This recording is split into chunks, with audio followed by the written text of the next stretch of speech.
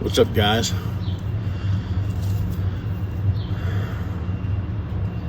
Yeah. Sometimes, you know, you just gotta think about some shit, huh? What's up? Anybody that knows me knows I'm a big proponent of psychedelics. You know, they help me with my addiction. They help me get off of cocaine, and never touched it since. I've been clean for like 8 years, probably 9 maybe. I did an ayahuasca. I went down to the Amazon jungle in Peru and for 6 weeks and just got straightened out on the most powerful hallucinogenic on earth, and it was an awesome experience. But you can't glorify things, you know. There's bad sides too, and I'm definitely fucking freaked out on psychedelics before. So you got to share those stories too, because, you know, I don't like when people only promote the good sides of things. You got to be realistic, man, and let people know what they're getting into, especially if you're gonna try this shit. Sorry, I might be a little loud. This construction again, it's a bit windy, but like I said before, you guys are metalheads. You don't give a fuck, you know, as long as the content's good, right?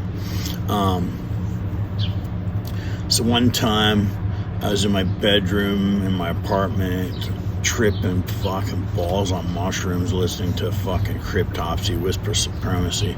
I was having a great time. It was fucking, yeah, it was killer, man. I just love that album. And but then for some reason I decided to smoke some fucking PCP. I had some hash dipped in PCP, and so I smoked a couple of hoots when I was listening to Whisper Supremacy. And oh man, by the time I got to the third song, Loathe, somewhere near the end of Loathe, this one riff just sent me spiraling, just thinking about death. And I know the exact riff and the exact time. I'll post that. I'll fucking write it down in the video. But next thing you know, I'm in the park across the street in my gosh with one sock on, just running around, fucking freaking. I thought I was dying. I was just totally losing it, hallucinating, just. And then next thing I know, boom, I get grabbed by the white coats and a cop in the park, and you know, there's an ambulance there, and they stick me in the ambulance, and they got these monitors on me, and I'm laying there just fucking freaking out. And then the fucking ambulance dude, I know he's doing his job, it was like this clean cut kind of sporto fucking jockey dude. He's like, are you on any other drugs? Are you on marijuana? And I was like, on marijuana? Like, this is the guy they sent to save me? I'm like, yeah, I'm on 3 bowls of weed. Like, I was just so annoyed, and then I just got fucking mad, and I was like, hey man, hey, you know you're an ambulance guy? You're gonna pick up a loved one who's gonna be dead one day, and you're gonna fucking freak out. And I was like, just saying the meanest shit. So I end up in the hospital.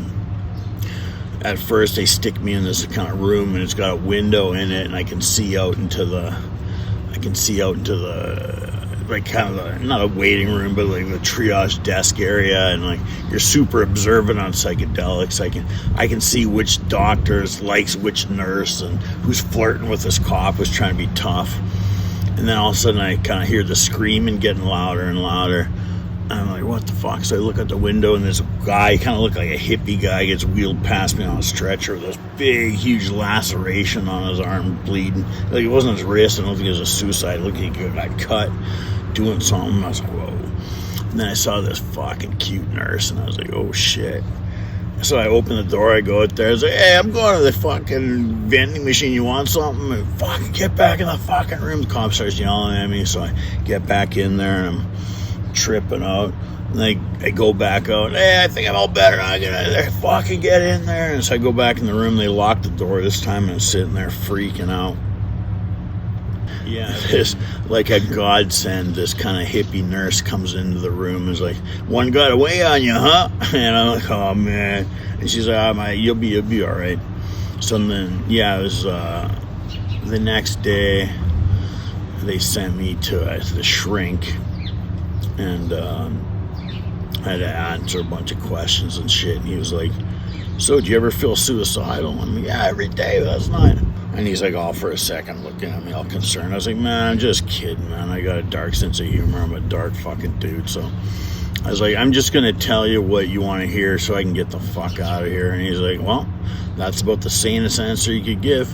And I had no money because, like I said, I went into the hospital and I got you one sock, you know what I mean? And he actually fucking scored me $20 for a cab ride home. I was like, I told him, hey, man, I'll pay it back, And then I didn't. I burnt him. I'm just kidding, man. I fucking went in there about a week later and I asked if I could see him. And he'd given me his card, so I knew had his card tucked in my gotch. And they gave me a blanket so I didn't have to walk around the hospital like a fucking savage. But yeah, I went back a week later and gave him his $20, shook his hand, and yeah, that's my savage. That's my one of my stories of a night on psychedelics that did not go good. Fucking cryptopsy, man. Loathe. Whew. I remember telling Mike DeSalvo that story and him kind of laughing at me. I think it was on Facebook, looking at comments or something. He kind of thought that was funny. But yeah, that was... So psychedelics can change your life, but you got to be careful and respect the shit, because you get some brutal ones sometimes, and that shit can get away on you. All right, that's my story. Peace.